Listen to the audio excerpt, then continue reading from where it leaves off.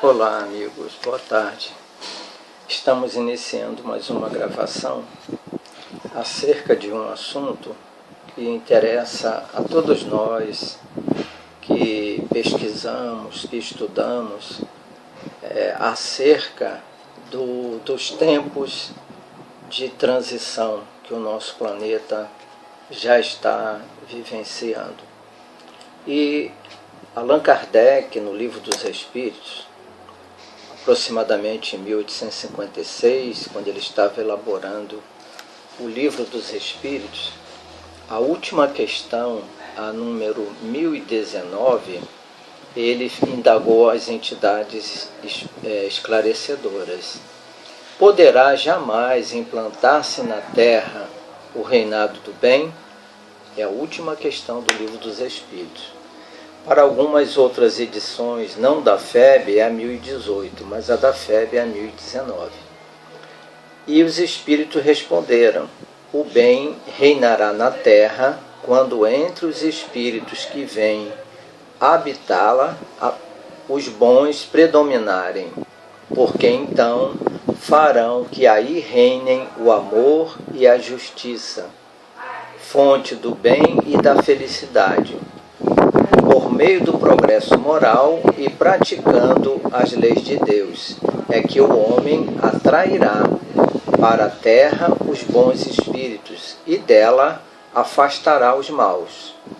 Estes, porém, não a deixarão senão quando daí estejam banidos o orgulho, o egoísmo. A resposta é um pouco mais longa, mas eu acho que isso aqui já é necessário, não é? Para a nossa compreensão. Então, no Livro dos Espíritos, nós vamos encontrar a última questão, a preocupação de Allan Kardec, diante de tudo que ele estudou, de tudo que ele aprendeu. Antes da publicação do Livro dos Espíritos, surgiu a última questão. Poderá jamais implantar-se na Terra o reinado do bem? Então os Espíritos respondem que para que isso aconteça é necessário que a Terra esteja povoada de espíritos bons e que dela se afastem os espíritos maus. No livro A Gênese, o último capítulo do livro A Gênese, o capítulo 18, ele nos fala o título: os tempos são chegados. Não é? Então, essas indagações e essas preocupações sempre estiveram, não somente com Allan Kardec, mas com todos nós, não é? Principalmente a partir da publicação do Livro dos Espíritos.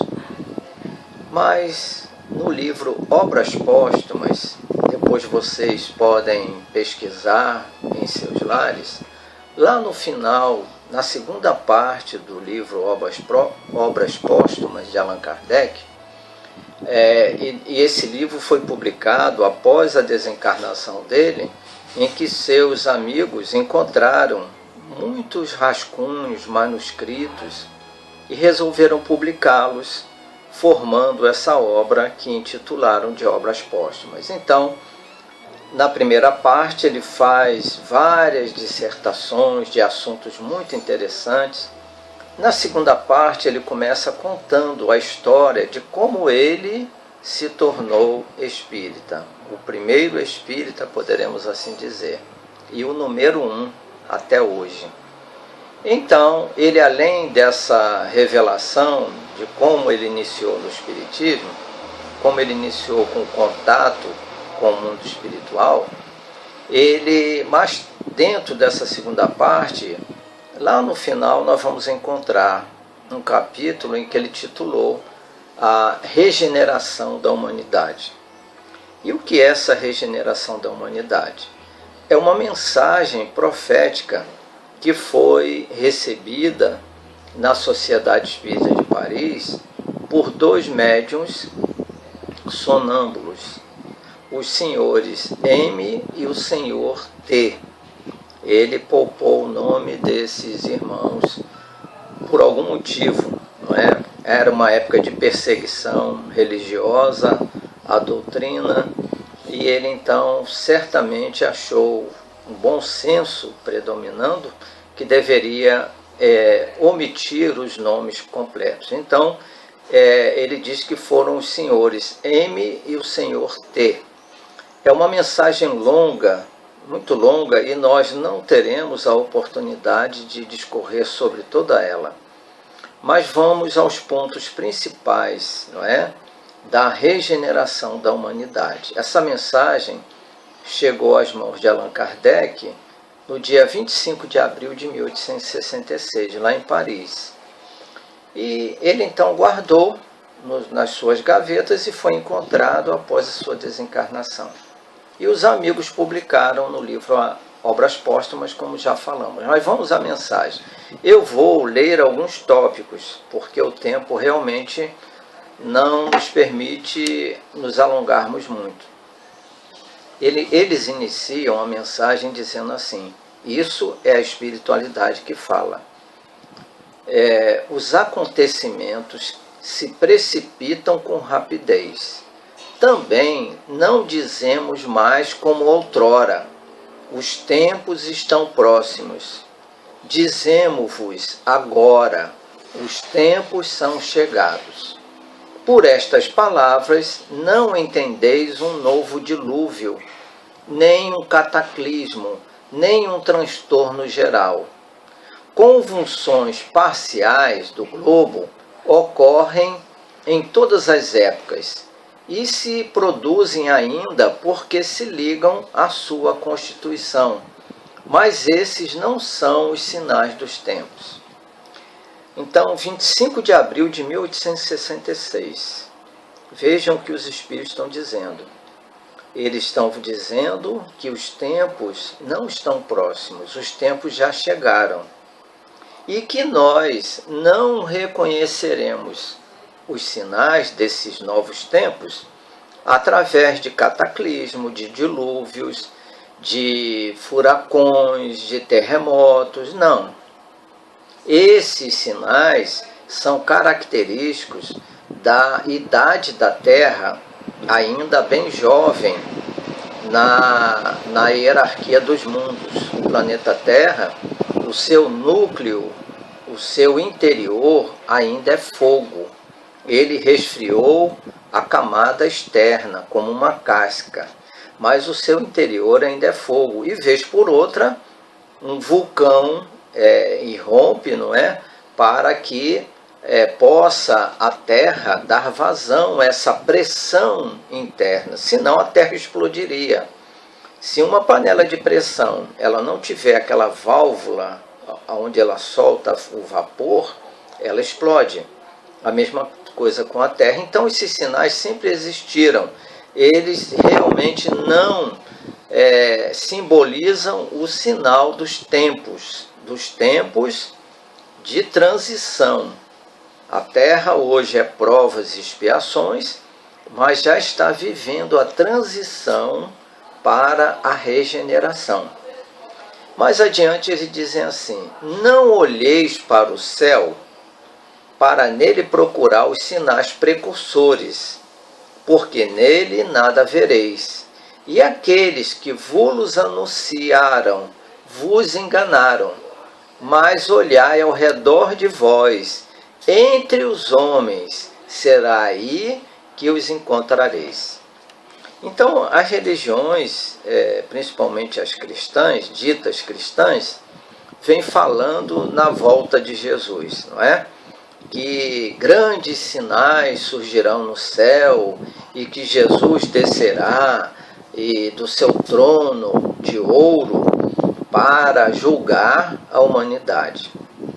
Mas vejam bem que os Espíritos nos dizem que nós não vamos encontrar os sinais precursores em grandes manifestações, principalmente em aparições no céu, mas sim, basta que olhemos ao redor de nós, que olhemos para os homens, e aí encontraremos sinais do início da renovação, do período de transição. Então vejam que mais adiante eles vão dizer assim: Não é, pois, o fim do mundo material que se prepara, mas o fim do mundo moral. É o velho mundo, o mundo dos preconceitos, do egoísmo, do orgulho e do fanatismo, que desaba. Cada dia leva-lhe alguns resíduos. Tudo acabará para ele, o velho mundo, né? Com a geração que dele se vai. E a geração nova elevará o novo edifício que as gerações seguintes consolidarão e complementarão. Então, na realidade, não é o fim do mundo. Jesus nunca falou que o mundo se acabaria. Ele diz sinais dos tempos. Tempos novos que vão renovar a população do planeta. E com essa renovação, aqueles homens, quando nós falamos homens, nós estamos generalizando homens e mulheres, espíritos, né, reencarnados e desencarnados. Porque, segundo o benfeitor Emmanuel, no livro Roteiro, no capítulo intitulado Grande Educandário, ele vai nos dizer que a Terra possui aproximadamente 20 bilhões de espíritos, entre desencarnados e encarnados. Se nós fôssemos fazer uma proporção, hoje nós teríamos aproximadamente 1/3 encarnado, como nós, e 2/3 desencarnados no mundo espiritual. Então, não se trata do fim do mundo, mas do fim de uma geração que alimentava o orgulho, o egoísmo, o fanatismo, o preconceito. São sinais característicos dessa velha geração. E já percebemos a mudança no combate ao preconceito.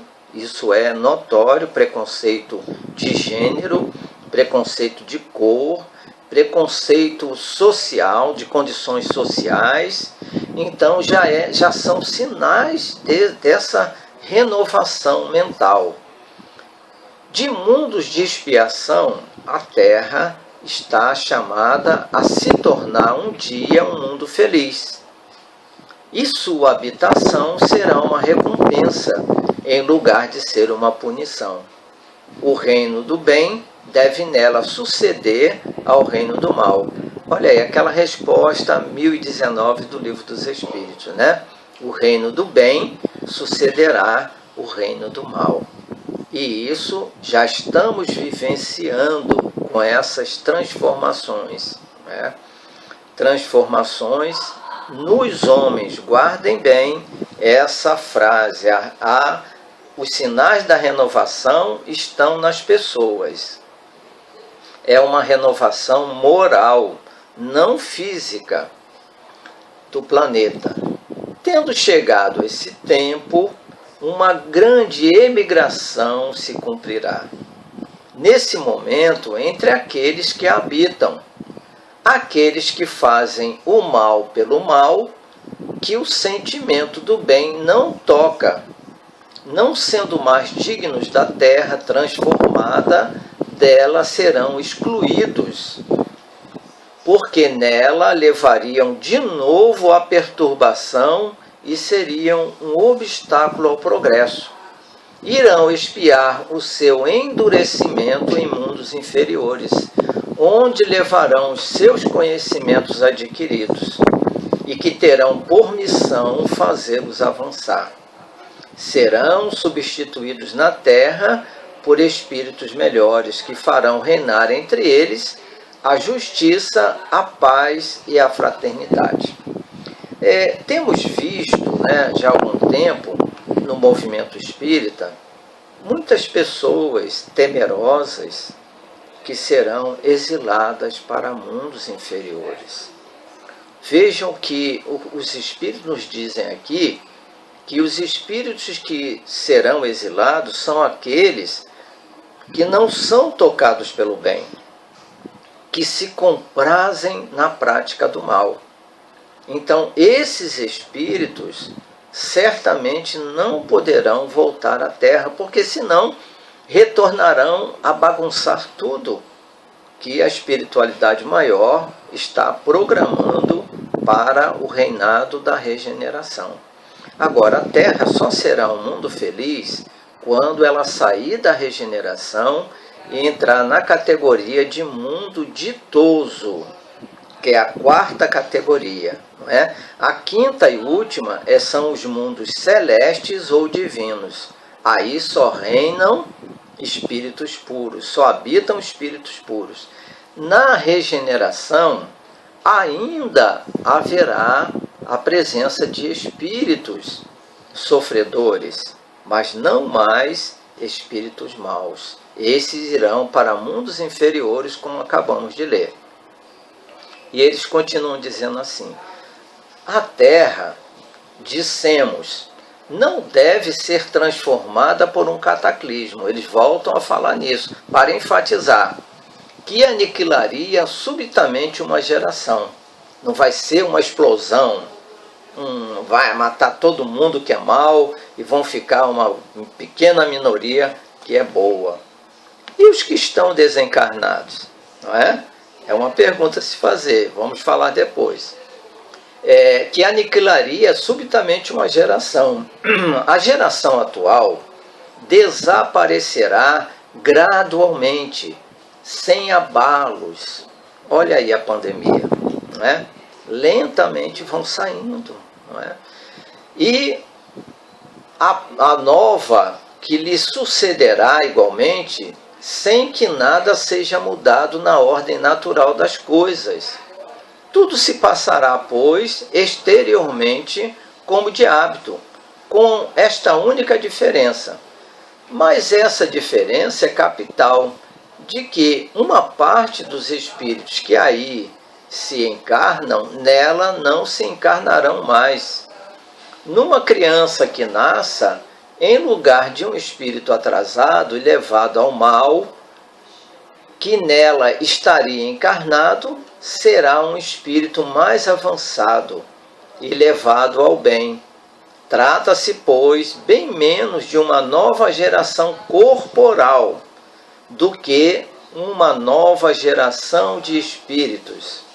Assim, aqueles que esperam ver as transformações se operarem por efeitos sobrenaturais e maravilhosos, ficarão decepcionados, né?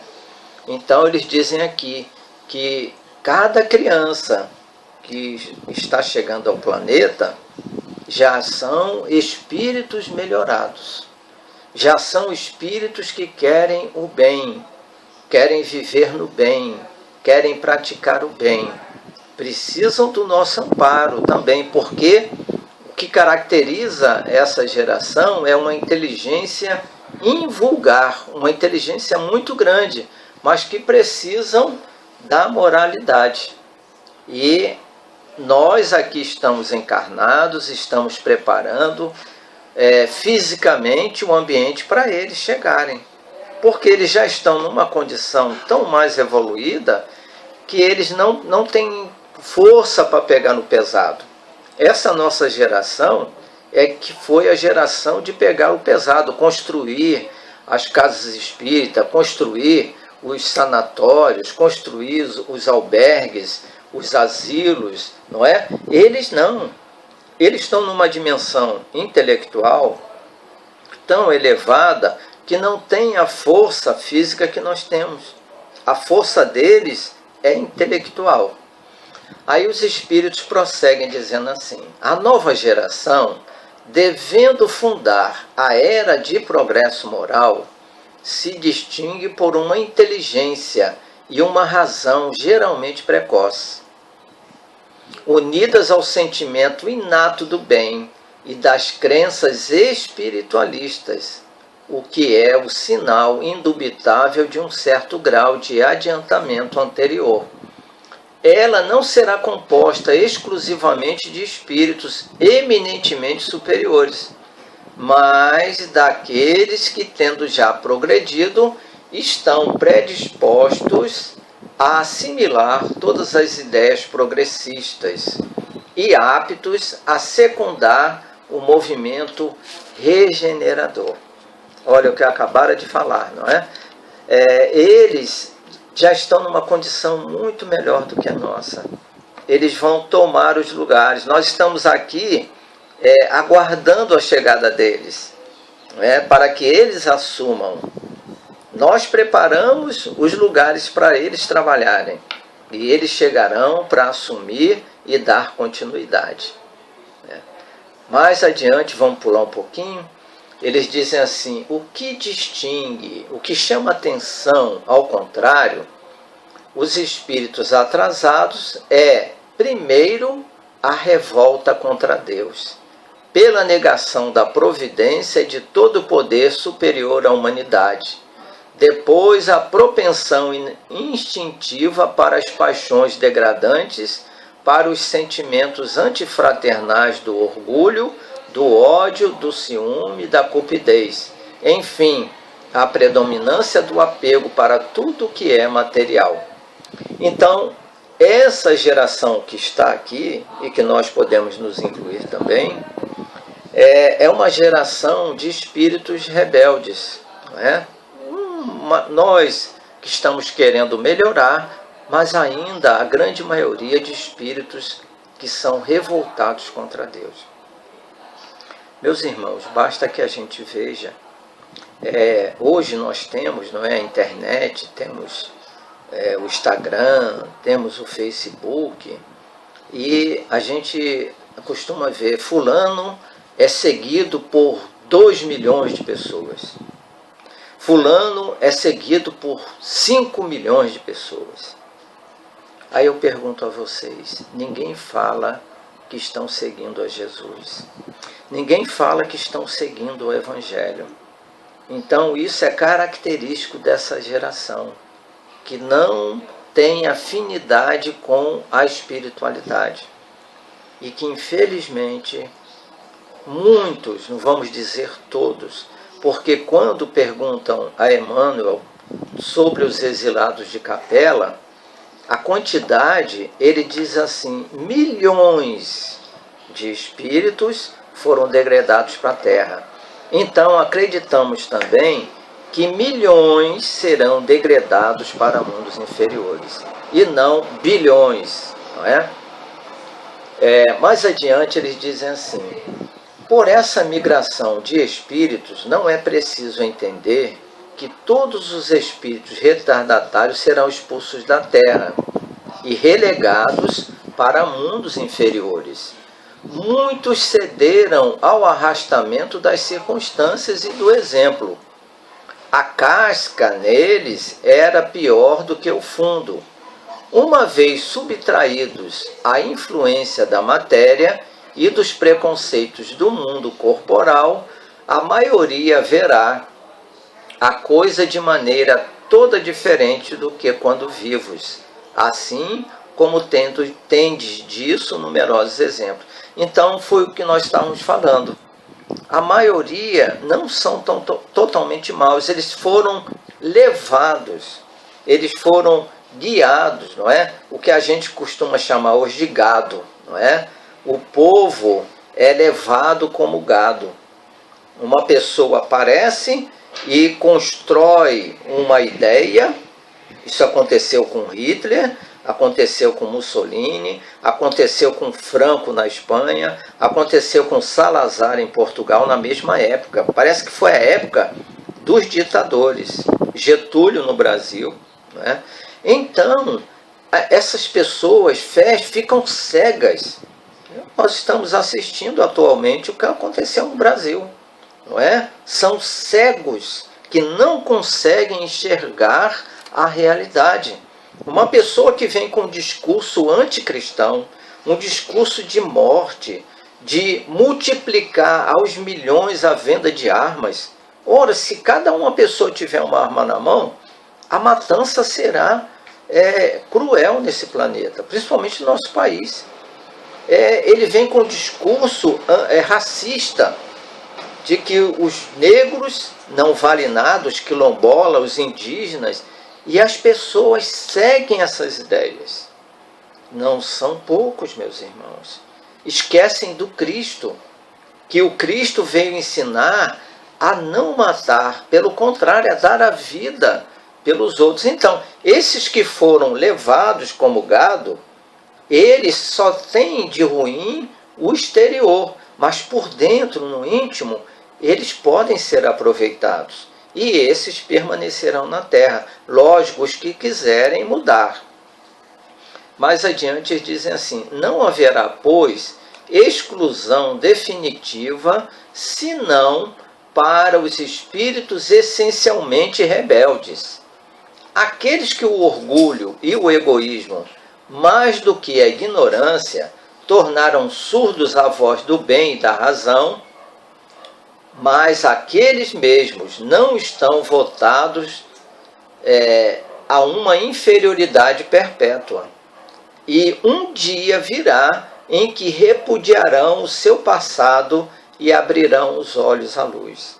Então, mesmo aqueles que forem conduzidos, que forem expurgados da terra, um dia eles acordarão e pedirão para si a regeneração e voltarão à terra. Então nada está perdido, porque Jesus afirmou: das ovelhas que o Pai me confiou, nenhuma se perderá. Se uma se perdesse, Jesus seria mentiroso. Então eles vão para planetas inferiores, se redimem e retornam para a terra. Então não se perderá nada.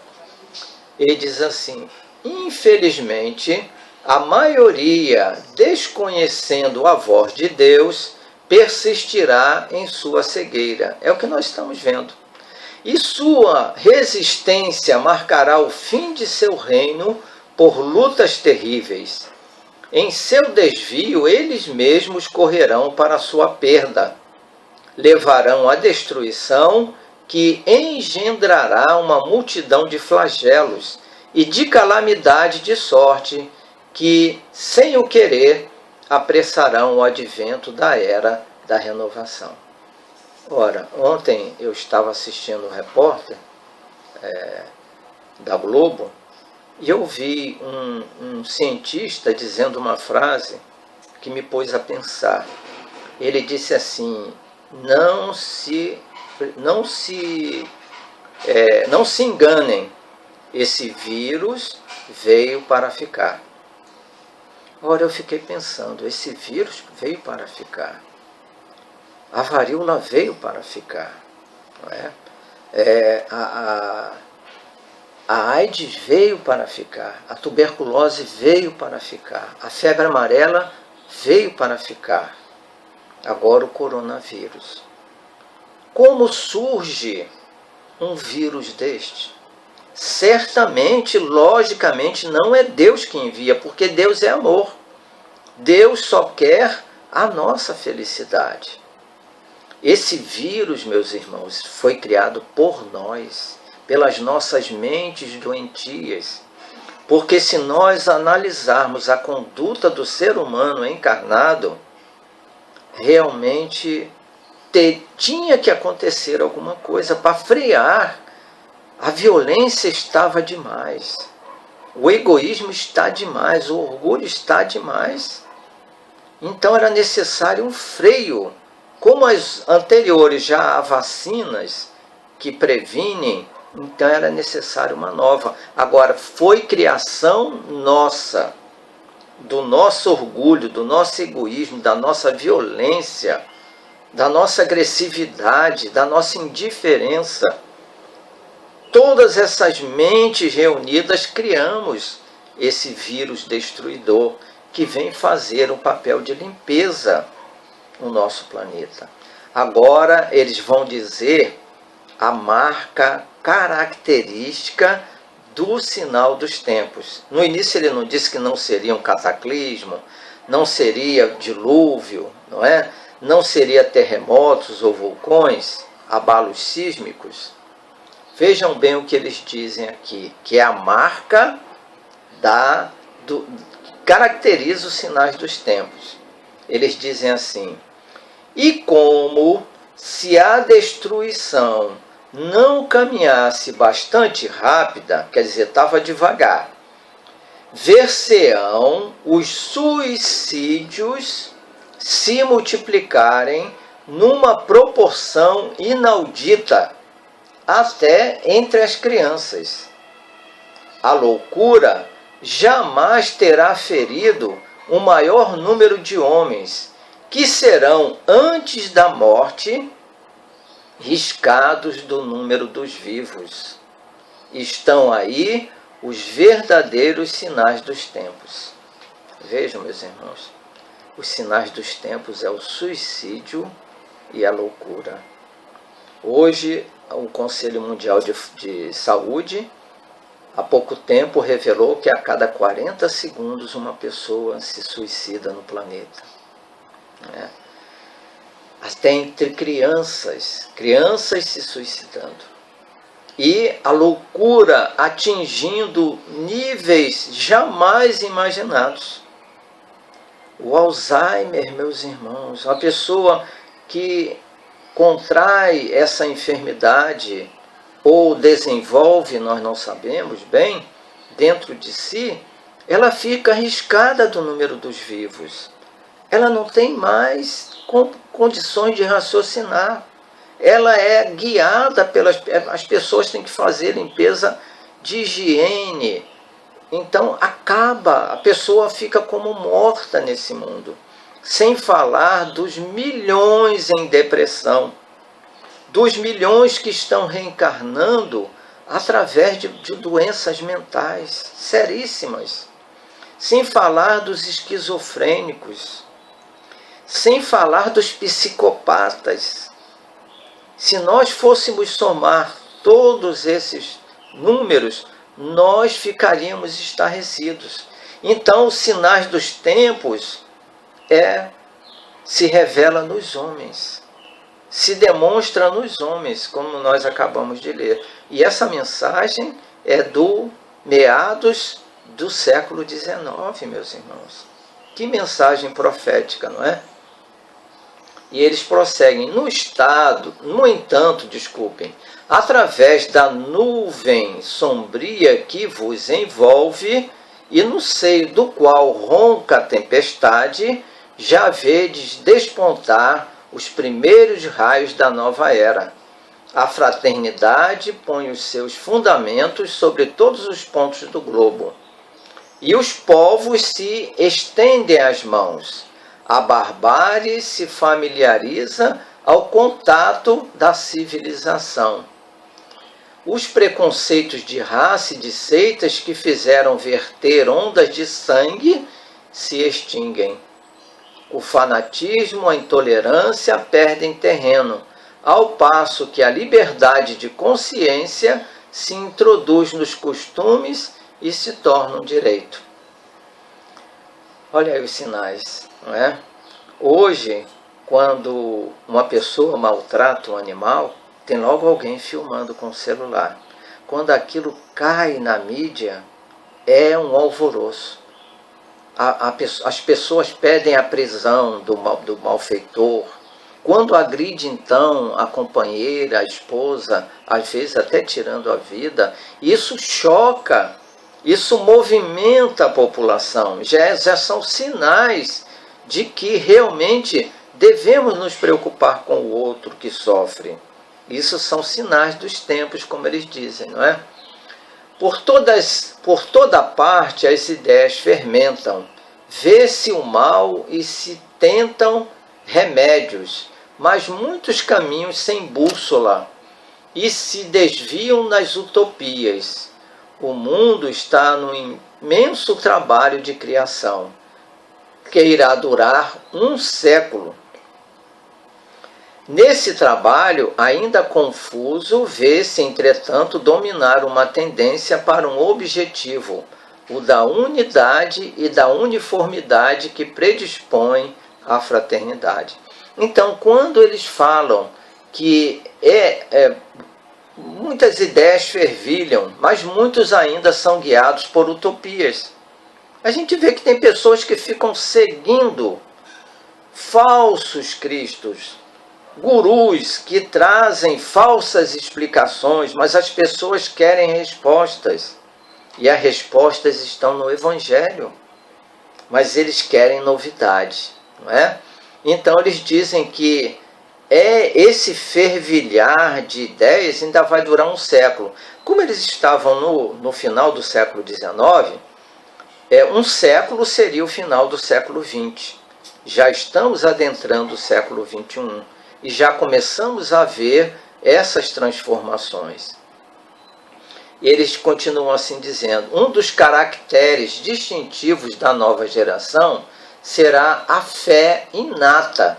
Quer dizer, ele já traz a fé dentro de si, a verdadeira fé, não a fé exclusiva e cega que divide os homens, mas a fé raciocinada que esclarece e fortalece, que os une e os confunde num comum sentimento de amor a Deus e ao próximo. Com a geração que se extingue, desaparecerão os últimos vestígios da incredulidade e do fanatismo, igualmente contrários ao progresso moral e social. E como o Espiritismo veio contribuir para isso, trazendo uma fé raciocinada, uma fé que não nos conduz ao fanatismo, pelo contrário, nos afasta dele, né? Porque nos dá a verdadeira compreensão da vida e de Deus. Mas daqui até lá, quantas lutas terá ainda que sustentar contra os seus maiores inimigos? A incredulidade e o fanatismo, coisa bizarra, se dão as mãos para abatê-lo. Então, o fanatismo e a incredulidade uniram-se contra o Espiritismo para tentar combatê-lo. Mas, como nós estamos vendo, não conseguirão sucesso. Mais adiante, os lutadores altamente devotados, entre os mais consideráveis e os mais reputados, que o apoiarão com a autoridade do seu nome e de seu exemplo. Então, até bem pouco tempo, as pessoas zombavam do Espiritismo, dizendo que era uma doutrina de crédulos, né? de incultos. O IBGE já fez alguns anos atrás e viu que na doutrina espírita estão as pessoas mais esclarecidas. A maioria com curso superior, com curso de mestrado, de doutorado. Os cientistas, uma grande maioria de cientistas hoje estão fazendo palestras nos centros espíritas, e nessa época de pandemia, as lives, não é, estão aparecendo esses nossos irmãos. Nós temos lá em São Carlos um cientista físico, Dr. Otacílio, e ele é apaixonado pelo Espiritismo. Ele é físico, ensina na universidade. É de uma humildade que comove a gente. Então, esses seres, esses homens, estão chegando para que as pessoas, ouvindo a fala deles, ficam impressionadas. Não vamos aqui desmerecer o grande contingente que, como nós, até hoje, viemos falando da doutrina, mas conseguíamos levar a comunicação para 20, 30, no máximo 100. Esses companheiros estão levando para o mundo inteiro a mensagem do Espiritismo com a visão do crescimento de cada um deles. E o cargo que ocupam, o currículo que possuem, contribui para que a doutrina se firme cada vez mais. Meus irmãos, o nosso tempo está chegando ao fim, não é? Então vamos encerrar, porque já estamos chegando também ao final da mensagem. Lógico que nós pulamos quase 50%, mas vocês poderão ver depois na íntegra no livro Obras Póstumas. Aí ele encerra assim: logo também vereis as artes nele aurir como numa mina fecunda, e traduzir seus pensamentos e os horizontes que descobrem pela pintura, pela música, pela poesia e pela literatura.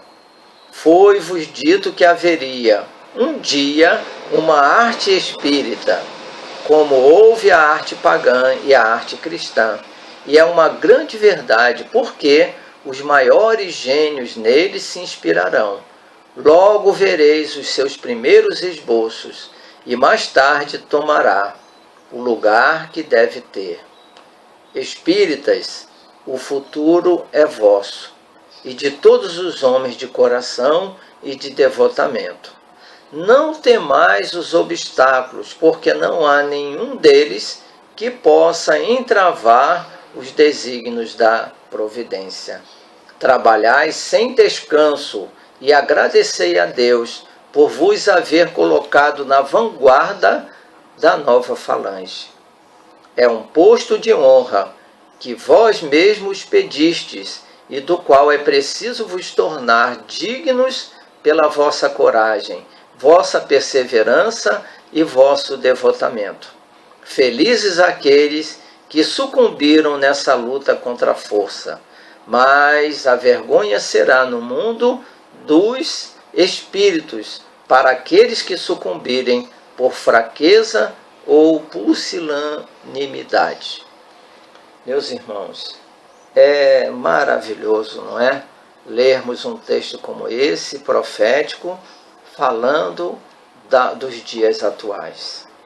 Vamos fechar, não é, com essa frase aqui que ele diz, não é, que nós temos a honra de participar desse movimento. É uma honra para nós e, ao mesmo tempo, a quitação de muitos débitos. Mas para isso é preciso renúncia, é preciso muito trabalho, perseverança e não nos deixarmos levar pelos arrastamentos do mundo. Que a paz de Jesus permaneça em todos os nossos corações. Até a próxima.